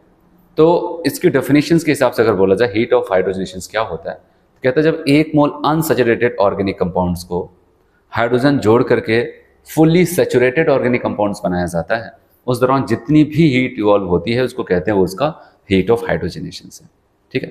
तो ये सारी चीज़ें वही आपको बता रहे हैं, कुछ एक दो एग्जांपल्स भी बता रहे हैं। एक मोल अनसैचुरेटेड ऑर्गेनिक कंपाउंड, उसके ऊपर कुछ हाइड्रोजन जोड़ करके उसको एक मोल फुली सैचुरेटेड ऑर्गेनिक कंपाउंड बनाना, जो भी हीट इवॉल्व होगी उसी को हीट ऑफ हाइड्रोजनेशन कहा जाएगा, ठीक है। एक्सोथर्मिक है तो डेल्टा एच की वैल्यू क्या होगी, नेगेटिव। जैसे अगर बात करते हैं CH2 डबल बॉन्ड CH2 था, ये एल्कीन है, मतलब ये आपको पता है जब कार्बन कार्बन बीच में एक से ज्यादा बॉन्ड है, एक से ज्यादा, तो इसी को कहते हैं अनसैचुरेटेड। उसे क्या बोलते हैं, अनसैचुरेटेड। जब कार्बन कार्बन बीच में एक बॉन्ड आ जाए तो इसको कहते हैं ये सैचुरेटेड। तो आप बताओ कि ये क्या है, आपका अनसैचुरेटेड है, ये एल्कीन है। इनके ऊपर हाइड्रोजन जोड़ करके, तो आप बताओ कि यहाँ पर कैसे जोड़ता है, इस बॉन्ड को तोड़ करके एक एक एच जोड़ दिया, हो गया। अब यहाँ पर CH3 सिंगल बॉन्ड CH3, ये एल्केन बन गया, और ये हीट ऑफ हाइड्रोजनेशन होगी जो भी। ऐसे एल्काइन है तो आपको पता है यहाँ पर 2 पाई बॉन्ड्स है, मतलब टोटल 3 बॉन्ड है, हमें एक तक जाना है, तो तो एक को तोड़ करके पहले यहाँ पर एक एक H देंगे, फिर दूसरे पाई बॉन्ड को तोड़ करके यहाँ पर HH दे दिया जाएगा और आप फिर से पहुंच जाओगे CH3 सिंगल बॉन्ड CH3, जो भी हीट इवॉल्व होगी हीट ऑफ हाइड्रोजनेशन कहते हैं। अब यहां पर आते हैं हम लोग, अगर देखते हैं साइक्लोहेक्सीन है और साइक्लोहेक्सीन में भी अगर हम देखना चाहें हीट ऑफ हाइड्रोजनेशन कहेंगे, इसका पाई बॉन्ड तोड़ेंगे, एक एक H दे देंगे, हो जाएगा क्या, साइक्लोएल्केन, जो भी हीट इवॉल्व होगा हीट ऑफ हाइड्रोजनेशन। ऐसे बेंजीन है, यहाँ पर 3 मोल हाइड्रोजन जोड़ना पड़ेगा, कैटलिस्ट की प्रेजेंस में होता है ये सारी रिएक्शंस, यहाँ पर नहीं लिखा गया। अब जब मैं आपको पढ़ाऊंगा हाइड्रोकार्बन, तो हाइड्रोकार्बन में ये रिएक्शंस आपको मिलेगी, एल्केन प्रिपरेशन का पहला मेथड होगा, तो वहाँ पर आप सब मिलेंगे, वहाँ पर कुछ कैटलिस्ट की वजह से वहाँ पर होता है प्लैटिनम प्लेटिनम निकल। तो अभी के लिए बस ऐसा हम लोग समझ रहे हैं कि यहाँ पर ये पाई बॉन्ड्स तोड़ता जाएगा, एक एक H जोड़ता जाएगा, साइक्लोहेक्सेन बन जाएगा, हीट ऑफ हाइड्रोजनेशन होगी। चलिए अब बात आती है यहाँ पर, ये तो हीट ऑफ हाइड्रोजनेशन पे बात हुई, लेकिन हम लोग यहाँ पर इसको क्यों पढ़ रहे हैं, ठीक है, क्योंकि मैंने कहा कि यहाँ पर हमने एल्कीन की स्टेबिलिटी के बारे में पढ़ा और उसी से जुड़ा हुआ कॉन्सेप्ट यहाँ पर है, इसलिए हम इसको यहीं पर निपटा रहे हैं। कह रहे हैं कि stability and heat of hydrogenation, delta H को हम हीट ऑफ हाइड्रोजनेशन कह रहे हैं एल्कीन का। Stability of alkene directly number of alpha H के होगा, और डेल्टा H से पूछा गया तो कह रहे हैं कि मतलब heat of hydrogenation, delta H मतलब heat of hydrogenation, stability of alkene के इनवर्सली हो जाता है। जैसे अब आपको मैं एक एग्जांपल दिखाऊं, यहाँ पर इस एग्जांपल को अगर हम देखें, कह रहे CH2 डबल बॉन्ड CH2 है, ठीक है, ये एक एल्कीन रहा, ये CH3 single bond CH double bond CH2 ये हो जाता है, फिर अगला ये है, ठीक है, यहाँ पर, और नेक्स्ट ये। अगर आप देखो ये हमारा एल्कीन है, ऐसा ध्यान देना, हम एरो के हिसाब से आगे बढ़ेंगे। एल्कीन के पास कोई अल्फा H है नहीं, आप बताओगे 0 अल्फा H है भाई, कोई अल्फा कार्बन ही नहीं है। यहाँ पर ये हमारा ग्रुप हुआ, ये हमारा अल्फा कार्बन, अब बताओगे यहाँ पर 3 अल्फा H हमें दिख रहा है। यहाँ पर ये ग्रुप हुआ, याद रखना अल्फा और अल्फा, टोटल कितना 6 अल्फा H यहाँ पर हो रहा है। और यहाँ पर अगर हम बात करते हैं, ये हमारा एल्कीन हुआ, alpha carbon alpha carbon alpha carbon alpha carbon, total यहाँ पर अगर देखा जाए 3 3 6 3 9 3 4 12, अब बताओ कि यहाँ पर 12 अल्फा हाइड्रोजन आ जाता है, ठीक है। और इस हिसाब से अगर देखा जाए कहेंगे नंबर ऑफ अल्फा हाइड्रोजन बढ़ते जा रहे हैं, इंक्रीजेस, स्टेबिलिटी ऑफ एल्कीन क्या हो जाएगी, वो भी बढ़ेगी। लेकिन डेल्टा H से पूछा जाए तो कहेगा देखो भाई अल्फा H बढ़ रहा है, मतलब एल्कीन स्टेबल होता चला जा रहा है और अब तो हमारी हीट कमी निकलेगी, इसलिए डेल्टा H क्या हो जाता है, कम हो जाता है, ठीक है। ये तो आपको पता है, अल्फा H बढ़ता जाएगा तो एल्कीन की स्टेबिलिटी बढ़ती जाएगी, लेकिन हीट ऑफ हाइड्रोजनेशन कम होता जाएगा। चलो ऐसे स्ट्रक्चर्स की अगर बात करते हैं, बताओ आपको यहाँ पर कितना है, तो एक एल्कीन, यहाँ पर आपको अल्फा H दिख रहा है, अब बताओगे हाँ यहाँ पर 3 और 3 6, तो बताओगे यहाँ पर इसका मतलब क्या होता है पता है, इसका मतलब CH3 ग्रुप है, ये CH3 नहीं पता होगा तो यहाँ पर ये CH3, तो अब बताओगे यहाँ पर ये हमारा एल्कीन हो गया ये दोनों लोग, और ये अल्फा कार्बन अल्फा कार्बन, अब बताओगे यहाँ पर 6 अल्फा H, इनके पास आते हैं, तो ये हमारा एल्कीन, ये alpha carbon alpha carbon alpha, और यहाँ पर इसका मतलब CH3 CH3 CH3, 3 CH3 है, टोटल 9 अल्फा H आ जाएगा। अब इनके पास आते हैं, ठीक है, ये हमारा ग्रुप हुआ, alpha carbon alpha carbon alpha carbon alpha carbon, तो टोटल आप देखेंगे यहाँ पर 12 अल्फा H है कि नहीं। तो अब यहाँ पर एक बार फिर से क्या भाई, हम जैसे जैसे आगे बढ़ रहे हैं हम देख रहे हैं कि अल्फा H के नंबर क्या हो जाते हैं, वो बढ़ते जा रहे हैं, एल्कीन की स्टेबिलिटी भी क्या हो जाएगी, इंक्रीज करेगी, लेकिन डेल्टा H के बारे में पूछा जाए तो आप कहेंगे डिक्रीज करेगा, ठीक है। तो ज़्यादा स्टेबिलिटी मतलब डेल्टा H की वैल्यू, अगर सबसे ज़्यादा पूछा जाता है इन तीनों में से, आप कहते हैं डेल्टा H यहाँ पर ज़्यादा होगा और सबसे कम यहाँ पर, क्योंकि अल्फा H इसके बाद सबसे कम है इन तीनों में से, इसके बाद सबसे ज़्यादा। तो ऐसा कुछ यहाँ पर था हीट ऑफ हाइड्रोजनेशन का कॉन्सेप्ट। चलो आप क्वेश्चंस बताओ, यहाँ पर ये नीट का PYQ का क्वेश्चन है, आपसे अगर पूछा जाता है कंसीडर द फॉलोइंग कंपाउंड, देखो कंपाउंड्स और बताओ कहाँ पर हाइपर कॉन्जुगेशंस अकर, कौन से स्ट्रक्चर में हाइपर कॉन्जुगेशंस पाया जाएगा, बताओ क्या बताया था, क्या होना चाहिए, फ्री रेडिकल एल्कीन कार्बोकेटाइन के रेस्पेक्ट में कम से कम एक अल्फा H तो दिखनी चाहिए, ठीक है। अब सवाल है क्या पहले वाले में दिख रहा है, आप बताओगे, देखते हैं यहाँ पर चेक करते हैं, ये हमारा ग्रुप हुआ और यहाँ पर इसके पास कोई H वगैरह है 1 2 3 4 कुछ नहीं है, यहाँ पर क्योंकि ये अल्फा कार्बन थे और ये अल्फा कार्बन थे, और इनके पास भी आते हैं, कह रहे हैं कि इनके पास तो H नहीं, सबके सब लोग तो किससे जुड़े हैं, कार्बन से। अब आप बताओगे यहाँ पर बीटा हाइड्रोजन है, क्या उससे काम चल जाएगा, आप बताओगे नहीं, उससे काम नहीं चलेगा, हमें अल्फा H चाहिए था, नहीं है तो जाओ तुम नहीं दे पाओगे। इनके पास आते हैं, इनके पास आपको होता है पीएच का मतलब, ये बेंजीन रिंग को अगर हम शॉर्ट में लिखना चाहते हैं यहाँ पर फिनाइल ग्रुप मतलब पीएच लिख दिया जाता है, तो ये और ये आपको पता है बेंजीन के पास यहाँ पर अल्फा H नहीं होगा, तो ये भी गया काम से। अब आते हैं इनके पास, इनके पास आते हैं, इनके पास ये एक अल्फा कार्बन, ये एक अल्फा कार्बन। यहाँ पर एक उम्मीद थी कि H तो दिख ही रहा है होगा, लेकिन मैंने कहा कि इसको ध्यान देना, ब्रिज हेड कार्बन नहीं देगा। और इनके पास आते हैं, आप बताओ कि हेल्फी अल्फा कार्बन, 3 बॉन्ड तो दिख रहे थे, तो वहाँ पर H नहीं रहा, लेकिन एक बॉन्ड जो नहीं दिख रहा है वही H है, और उसी की वजह से हो जाता है। और अब बताओ कि कहाँ पर पाया जाएगा? थर्ड में, केवल थर्ड वाले स्ट्रक्चर में, मतलब कि बी ऑप्शन आपका करेक्ट होगा, थर्ड ओनली ये होगा। ठीक, चलो अब देखते हैं यहां पर number of hyper conjugating structures. जैसे मैंने आपको क्या बताया था, जितना ज्यादा अल्फा एच होगा उतना हाइपर कॉन्जुगेटिंग स्ट्रक्चर्स होगा। मैंने बताया कि number of hyper conjugating structures की बात करते हैं तो हम यहाँ पर इसको ऐसे कह सकते हैं, number of hyper conjugating structure बराबर number of alpha H plus 1, क्योंकि जितने अल्फा एच होंगे उसके ऊपर रोटेट करेगा, और एक उसका पहला वाला स्ट्रक्चर। बहुत जगह केवल अल्फा एच ही बोल दिया जाता है, और नहीं तो बहुत जगह वहाँ पर +1 भी कहते हैं, एनसीईआरटी में से कुछ लिखता नहीं, तो आप यहाँ पर +1 कर सकते हो। ठीक है, क्योंकि जैसे हम रिजोनेटिंग स्ट्रक्चर्स बनाते हैं, एक पहला उसका न्यूट्रल वाला, फिर इसके अलावा और जितने रिजोनेटिंग स्ट्रक्चर्स होते हैं उनको काउंट्स करते हैं, तब मिला करके बोला जाता है इतने इसके रिजोनेटिंग स्ट्रक्चर्स होते हैं।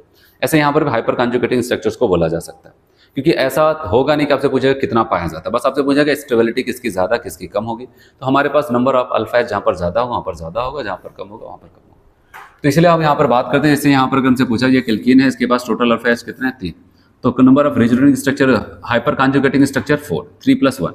ऐसे इनके पास आते हैं 3 और 3 6, तो यहाँ पर एक और जोड़ देते हैं, कितना? 6 + 1 7 आ जाता है।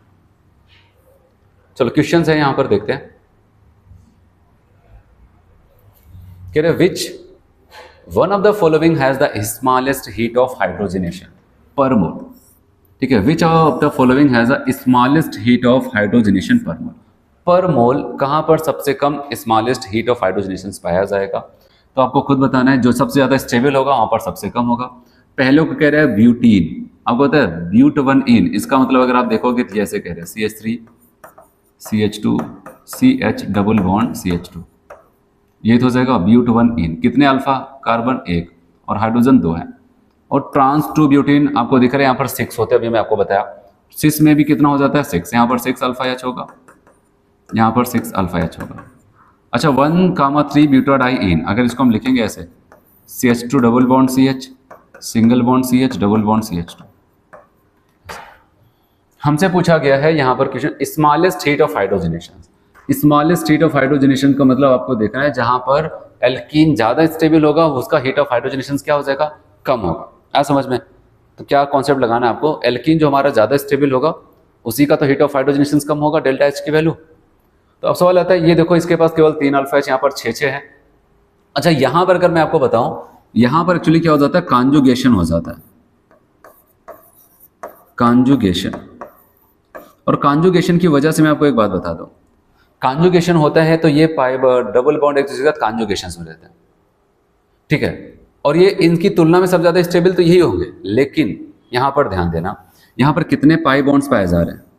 2 पाई बॉन्ड्स पाए जा रहे हैं। और हमें पता है हीट ऑफ हाइड्रोजनेशन मतलब कि अनसैचुरेटेड को कंप्लीटली सैचुरेशन करना है। मतलब यहां पर अगर हम देखेंगे तो हमें एक मोल ही H2 जोड़ना पड़ेगा, एक H2 जोड़ करके हमारा काम हो जाएगा। जबकि यहाँ पर रिएक्शंस कराने के लिए आपको 2 H2 जोड़ना पड़ेगा। तो भले स्टेबल, लेकिन जब 2 H2 जोड़ेंगे तो इनकी हीट सबसे ज्यादा हो जाएगी। भाई अगर 1 मोल की बात आती तो ठीक था, 1 H2 जोड़ा जाता। जब हम डबल जोड़ रहे हैं वहां पर, तो भले यहाँ पर 1 जोड़ने में कम आया होगा, लेकिन 1 जोड़ करके उसको हीट ऑफ हाइड्रोजनेशन नहीं कहेंगे, हम दोनों पाई बॉन्ड तोड़ करके वहां पर जोड़ेंगे तो हमें ज्यादा हीट मिल जाती है। इसलिए आप बताओगे इसके अलावा अगर हम किसको टिक करेंगे, कहाँ पर? ट्रांस 2 ब्यूटीन को कहेंगे, ये ज्यादा स्टेबल होगा। अगर उस हिसाब से देखें कि यहाँ पर एक ही डबल बॉन्ड पाया जा रहा है, केवल 2 हाइड्रोजन जोड़ना है और इसकी स्टेबिलिटी भी अच्छी होती है, तो इसकी वजह से ट्रांस 2 ब्यूटीन पे हीट ऑफ हाइड्रोजनेशन की वैल्यू सबसे कम होगी। चलो आते हैं यहाँ पर नेक्स्ट क्वेश्चन, कहता है which of the following compound will give the maximum yield of alkene only hydrogenation. देखो क्वेश्चन को पूछने का उनका नजरिया, कह रहे हैं कि मैक्सिमम यील्ड ऑफ एल्केन, ज्यादा एल्केन कहां पर आपको प्राप्त हो, क्योंकि हाइड्रोजनेशन कर रहे हैं अगर एल्केन पे तो आपको पता हुआ एल्केन ही देगा। तो एल्केन सबसे ज्यादा कहां पर देगा अगर उसकी हम बात करते हैं, तो आप यहां पर ध्यान देना कि जो ज्यादा स्टेबल होगा वो ज्यादा रिएक्शंस करेगा नहीं, जब ज्यादा रिएक्शंस करेगा तो ज्यादा एल्केन बना के देगा नहीं। लेकिन जिसकी रिएक्टिविटी ज्यादा होगी, मतलब जिसकी स्टेबिलिटी कम होगी, वही तो अच्छे से रिएक्शंस करेगा, और जो जितना अच्छे से रिएक्शंस करेगा उतना अच्छे से प्रोडक्ट बनाएगा। भाई ये तो कॉन्सेप्ट आपको पता होगा। अच्छे से रिएक्शंस होगी तभी अच्छे से प्रोडक्ट बनेगा, जब अच्छे से रिएक्शंस करेगा नहीं तो कहाँ से अच्छे से प्रोडक्ट बनाएगा। तो हमारा क्वेश्चन यहाँ पर पूछा गया है कि maximum yield of alkene on hydrogenation. Maximum yield of alkene का मतलब मैं आपको बताऊं, इनका पूछने का मतलब यही है कि भाई मैक्सिमम हीट ऑफ हाइड्रोजनेशन, या फिर कह सकते हैं मिनिमम स्टेबल या फिर लेस स्टेबल एल्कीन। अब आप इसको चाहे जो भी समझे, ठीक है।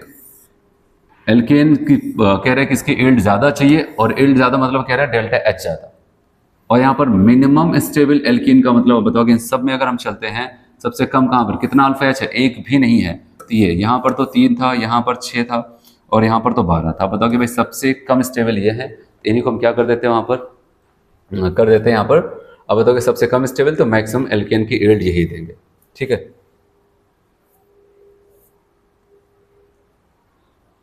चलिए नेक्स्ट क्वेश्चन यहां पर देखते हैं। Which one of the following alkene will react faster with under catalytic hydrogenation condition. Catalytic hydrogenation की कंडीशन में कौन सबसे तेज रिएक्शंस करेगा। फिर से आप बताओ क्या पूछा जा रहा है आपसे, ठीक है। Which of the one of the following alkene will react faster under catalytic hydrogen, कौन सबसे तेज रिएक्शंस करेगा। आप बताओ कि जो सबसे कम स्टेबल होगा भाई तेज रिएक्शंस करेगा। अब आपको पता है यहाँ पर हमें एल्काइल ग्रुप नहीं दिखाया जा रहा है, यहाँ पर आपको दिख रहा है कि 4 एल्काइल ग्रुप जुड़े हैं, तो जाहिर सी बात है आर सबका सेम ही होगा, सब में हर एक आर में नंबर ऑफ अल्फा एच के नंबर भी सेम होंगे। तो यहाँ पर आपको 4 दिख रहे हैं, तो सब ज्यादा यहाँ पर क्या हो जाएगा, अल्फा एच होगा। फिर यहाँ पर 3 दिख रहे हैं, यहाँ पर 2 दिख रहे हैं, और यहाँ पर 2 दिख रहे हैं। ऐसे लोगों को मैंने एक नाम दिया था, कहते हैं इसको आइसो। ऐसे लोगों को मैंने एक नाम दिया था, सेम साइड है, ये हो जाएगा सिस। तो अब आपको पता है इन पे तो हम देख ही नहीं सकते, क्योंकि हमसे क्या करना है वहां पर मोर रिएक्टिव फास्टर चाहिए, मतलब कि ज्यादा रिएक्टिव मतलब कम स्टेबल वाला, ये ज्यादा स्टेबल होगा, उसके बाद ये आएगा। फिर सवाल आता है इन दोनों में तो आर ग्रुप सेम है, तो मैंने कहा था आइसो ज्यादा स्टेबल होता है, फिर ट्रांस तब जाके सिस आता था। इसका मतलब इन सभी में से सबसे कम स्टेबल कौन होगा, सिस। तो हम सिस वाले को टिक करते हैं। आया समझ में।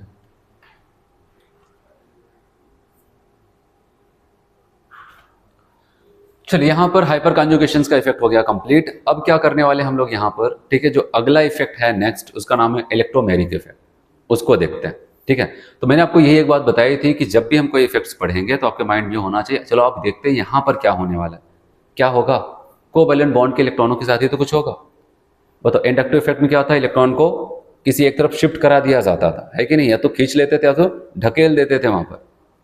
और दूसरा हाइपर कॉन्जुगेशंस में अल्फा कार्बन अल्फा हाइड्रोजन के इलेक्ट्रॉन को कंप्लीटली थोड़ा बहुत शिफ्ट नहीं किया गया, ऐसा लगता है उठा करके दे दिया गया, उसका छेद करके किसी और को पकड़ा दिया गया, कंप्लीट ट्रांसफर किया गया था वहां पर अल्फा कार्बन अल्फा हाइड्रोजन के इलेक्ट्रॉन को pi bond carbocation free radical की तरफ। तो सवाल आता है यहां पर क्या होने वाला है। यहां पर आपको एक बात बताता है, इलेक्ट्रोमेरिक इफेक्ट्स क्या हो जाता है, एक्चुअली क्या हो जाता है कि एक टेम्पोररी इफेक्ट होता है। क्यों, जैसे मान लेते 2 एटम, उनके बीच में सा डबल बॉन्ड बना है, ठीक है। अब क्या हो जाता है, एक होगा उसमें सिग्मा और एक होगा पाई बॉन्ड, और दोनों में से कमजोर कौन होता है, पाई बॉन्ड। क्यों, पाई बॉन्ड में कौन सी ओवरलैपिंग होती है, साइड वाइज ओवरलैपिंग, और सिग्मा में हेड ऑन ओवरलैपिंग होती है। तो आपको यहां पर यह कहता है कि अगर पाई बॉन्ड, इन दोनों में से जो पाई बॉन्ड होगा, पाई बॉन्ड्स का इलेक्ट्रॉन किसी एक एटम के ऊपर शिफ्ट हो जाए, मतलब पाई बॉन्ड टूटेगा और पाई बॉन्ड का इलेक्ट्रॉन किसी एक एटम पे जाकर के इकट्ठा हो जाएगा, मतलब किसी एक एटम पे शिफ्ट हो जाएगा। लेकिन ये पूरा काम किसकी प्रेजेंस में हो रहा है, आप बताओगे अटैकिंग रिएजेंट। अब इस लाइन को कंप्लीट करते हैं। अटैकिंग रिएजेंट की प्रेजेंस में अगर पाई बॉन्ड किसी एक एटम के ऊपर शिफ्ट होने लगे, इसी को हम कहते हैं इलेक्ट्रोमेरिक इफेक्ट। तो यहां पर बताओ कोवैलेंट बॉन्ड के इलेक्ट्रॉनों के साथ क्या हुआ, यहां पर बताया गया किसी के आने की वजह से कोवैलेंट पाई बॉन्ड के इलेक्ट्रॉन को किसी एक एटम पे दे दिया जाता है, मतलब एक हेटेरोलिटिक फिजन करा करके एक पे माइनस और एक पे प्लस जनरेट हो जाता है, ठीक है। लेकिन अगर वो अटैकिंग रीजन को वहां से हम हटा दे, आया तो पोलराइजेशन हुआ, और गया अगर वहां से उसको रिमूव करते हैं, फिर से जो बॉन्ड टूटा था फिर से गेन हो जाता है। आया तो टूटा, गया तो जुड़ गया, आया तो टूटा, गया तो जुड़ गया। तो ऐसा कुछ होता है, और इसका मतलब यहाँ पर एक टेम्परेरी इफेक्ट होता है, ऐसा समझ में। तो ये काफ़ी इंपॉर्टेंट यहाँ पर आपको ध्यान देना है। अब देखते हैं यहाँ पर क्या कैसे होने वाला है। यहाँ पर सबसे मेन होगा कि बॉन्ड की शिफ्टिंग समझना, ठीक है, शिफ्टिंग को समझना। और शिफ्टिंग अगर हम समझ ले गए तो ये मान के चलो कि आगे चल के आपको बहुत ज़्यादा मदद मिलने वाली है। तो आते देखते हैं यहाँ पर क्या है इलेक्ट्रोमेरिक इफेक्ट, क्योंकि हमारा 3rd नंबर का इफेक्ट है यहाँ पर।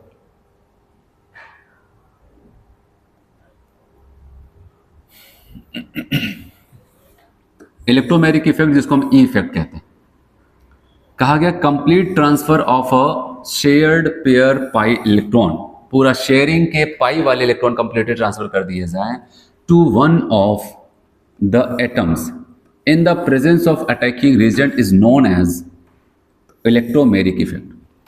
कह रहे पाई बॉन्ड के इलेक्ट्रॉन को कंप्लीटली शिफ्ट कर दिया जाए किसी एक एटम के ऊपर, ठीक है, किसकी उपस्थिति में, in presence of attacking reagent, इसी को हम कहते हैं ये इलेक्ट्रोमैग्नेटिक इफेक्ट है। ठीक, तो आते हैं यहां पर देखते हैं,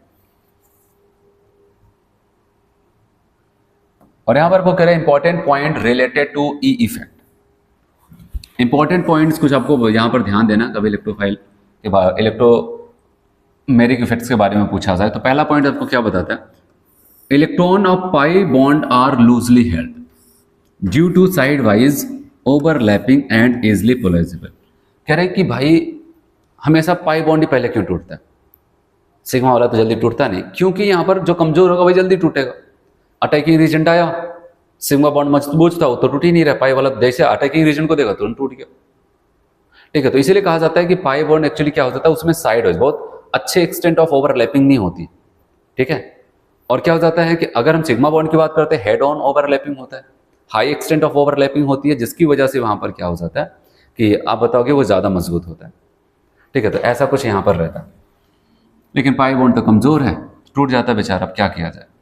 कहा जाए कि when a compounds having a multiple bond is approached by a charge reagent, कह रहे अगर कोई कंपाउंड है जिसके पास मल्टीपल बॉन्ड, मतलब कि उनके दो एटम के बीच में एक से ज्यादा बॉन्ड्स या डबल और ट्रिपल बॉन्ड्स पाया जा रहा है, फिर बताया जा रहा है multiple bond is approached by a charge reagent, और कोई चार्ज रिएजेंट उसकी तरफ भागता हुआ आ रहा है, देन तब क्या होगा, pi electron of the bonds are completely polarise, तो पाई इलेक्ट्रॉन हो जाएगा वो कंप्लीटली क्या हो जाएगा, पोलराइज हो जाएगा। फिर बताया गया it is a temporary effect, ये एक टेम्पररी इफेक्ट है। क्यों भाई टेम्पररी इफेक्ट क्यों है, तो आपको समझाता है यहां पर। कह रहे कि when attacking reagent is removed, हटा दो अटैकिंग रिएजेंट, तो अब क्या होगा, ओरिजिनल इलेक्ट्रॉनिक कंडीशंस रिस्टोर्ड, मतलब वही मैंने कहा अटैकिंग रिएजेंट बॉन्ड टूटा, हटा दिया, फिर से बन गया, फिर से वही पुराना रिस्टोर हो जाता है। तो ये सारी चीजें यहां पर होती हैं, और यहां पर मैं आपको बताऊं कि सबसे मेन यहां पर यह है कि बॉन्ड की शिफ्टिंग, क्योंकि बॉन्ड तो तोड़ दोगे, देखो जिन दो एटम के बीच में पाई बॉन्ड्स बढ़ा है, अब इसी में से किसी एक को प्लस मिलेगा, किसी एक को माइनस मिलेगा, ये तो तय है, लेकिन किसको प्लस मिलेगा किसको माइनस मिलेगा यही अगर हम सीख जाते हैं, ठीक है, तो उसके बाद आगे जब भी हम कोई रिएक्शंस पढ़ेंगे, हम कहेंगे इसको यहाँ पर एडिशन कराया जा रहा है, ठीक है, यहीं पर जोड़ो, इसका सब्स्टिट्यूशन हो रहा है तो यहाँ पर लेके जाओ, फिर यहाँ पर क्या हो जाता है अपने आपको स्टेबल करने के लिए शिफ्टिंग कर रहा है, तो पूरी कहानी आपको समझ में आएगी। तो पहले बॉन्ड कैसे टूटेगा वो समझते हैं यहाँ पर, और बॉन्ड टूटने के दो केसेस हैं। एक सिंपल वाला केस है जिसमें आपको कोई प्रॉब्लम नहीं होगी।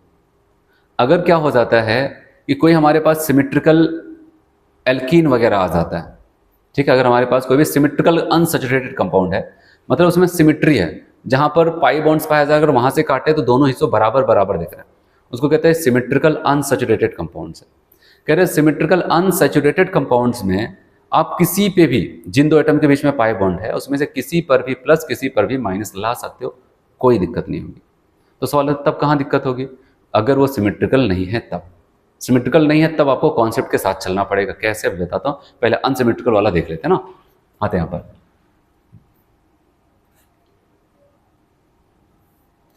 कह रहे direction of shift of electron pair, case first कह रहे सिमेट्रिकल अनसैचुरेटेड कंपाउंड्स हो, कैसा हो, सिमेट्रिकल हो लेकिन कैसा हो, अनसैचुरेटेड हो।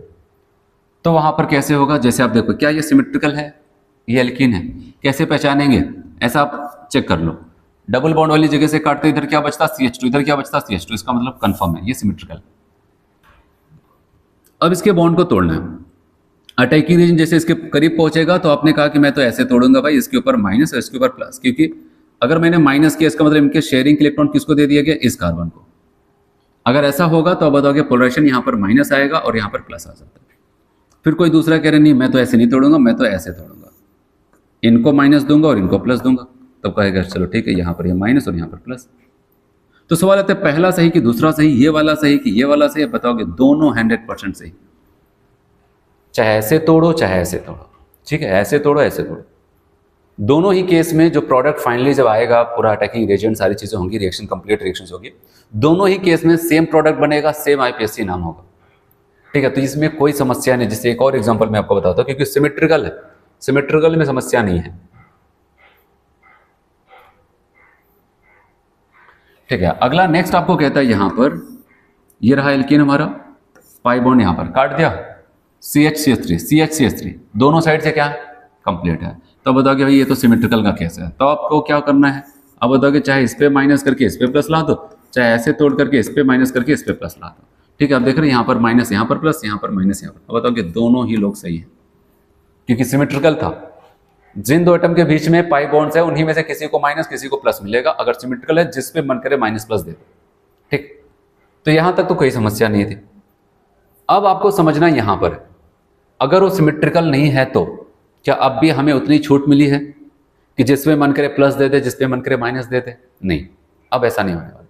क्योंकि अगर आप कुछ और तरीका अपनाते हो, किसी पे माइनस देते हो, प्लस किसी पे कोई दूसरा कुछ और करता है, तो आपका जो प्रोडक्ट बनेगा वो अलग होगा, दूसरे वाले का प्रोडक्ट अलग होगा, क्योंकि अब वो सिमेट्रिकल नहीं रहा, अब वो अनसिमेट्रिकल है। तो अनसिमेट्रिकल के केस में ध्यान देना, तो पोलराइजेशन कैसे किया जाएगा? तो यहाँ पर कॉन्सेप्ट आता है कि आप बॉन्ड को पोलराइज कर दो, जो भी आपको लगता है। दो ही तरीके हो सकते हैं भाई, दो एटम के बीच में बने तो इस पे माइनस आएगा, इस पे प्लस, या तो इस पे माइनस आएगा, इस पे प्लस, ये तो हो सकता है। इसके अलावा क्या हो सकता है? अब उसको लिख दो। उसके बाद आप देखो कि जो चार्ज आ रहे प्लस और माइनस कहां पर ज्यादा स्टेबल होंगे। इस एटम पे प्लस लाएं तब ज्यादा स्टेबल होगा, कि इस एटम पे प्लस लाएं तब ज्यादा स्टेबल होगा। और हम अब सवाल आता है, हम कैसे पहचानेंगे स्टेबिलिटी? स्टेबिलिटी के लिए मैंने आपको इंडक्टिव इफेक्ट पढ़ाया, अभी हाइपर कॉन्जुगेशंस पढ़ाया, क्योंकि हाइपर कॉन्जुगेशंस में आपको पता है कार्बोकेटाइन की स्टेबिलिटी को बढ़ाता था। इंडक्टिव इफेक्ट्स में हमने देखा था प्लस आई वाले ग्रुप क्या करते थे, प्लस की स्टेबिलिटी बढ़ाते थे, माइनस आई वाले लोग माइनस की स्टेबिलिटी बढ़ाते थे। अब इसके बाद एक और इफेक्ट आगे पढ़ेंगे हम लोग, रेजोनेंस मेसोमेरिक इफेक्ट। तो वो भी सारे कॉन्सेप्ट, तो कहने का मतलब जो अभी हम इफेक्ट्स पढ़े हैं, ठीक है, और जो एक आगे पढ़ेंगे, इन सब का पूरा यूज करके जो भी वहां पर कंडीशन अप्लाई हो रही होगी, उसको लगा करके चेक करना पड़ेगा कि कहां पर प्लस ज्यादा सुरक्षित होगा, कहां पर माइनस ज्यादा सुरक्षित होगा। सुरक्षित का मतलब, मेरा कहने का मतलब है कहां पर ज्यादा स्टेबल होगा। ठीक है, तो अब उसके हिसाब से देखते हैं। तो आते हैं यहां पर, काफी अच्छा कॉन्सेप्ट है। कह रहे अनसिमेट्रिकल हो, अनसैचुरेटेड कंपाउंड हो, तो कहा गया bond rotation can be done by the following concept.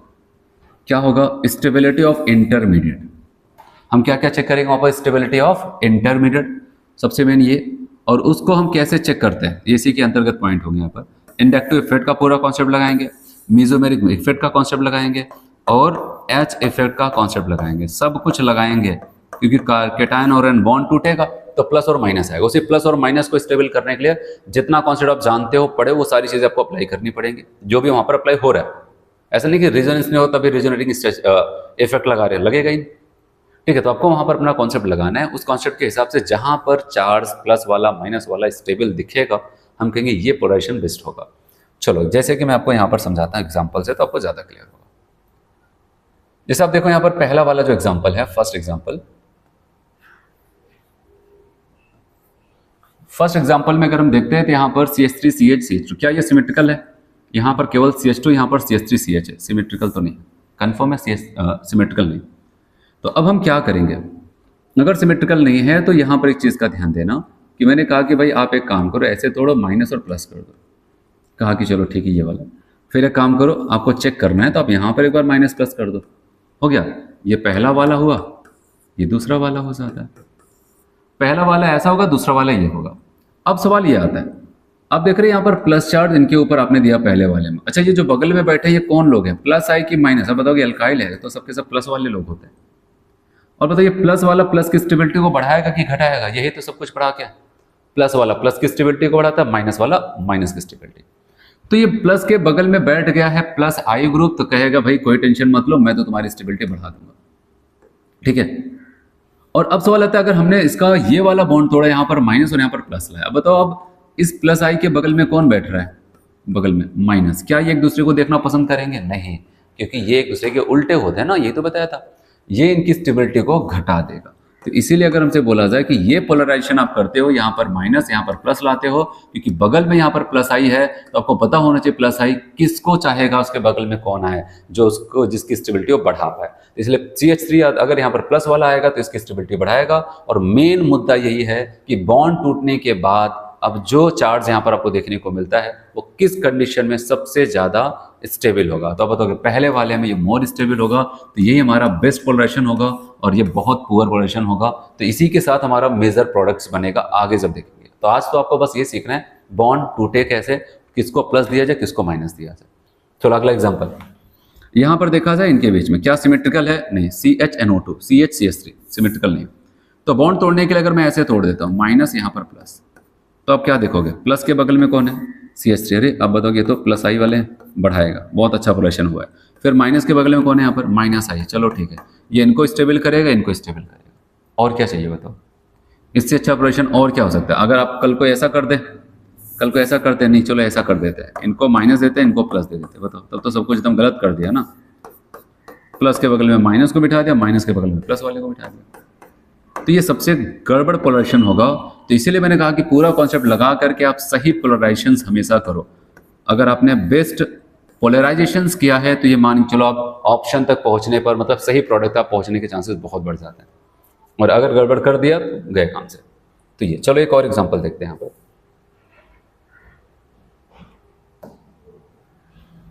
Next example की अगर हम बात करते हैं तो यहाँ पर आपको क्या बताया गया, CH डबल बॉन्ड CH2 है। और यहाँ पर अगर हम आते हैं तो अगर आप देखेंगे तो बॉन्ड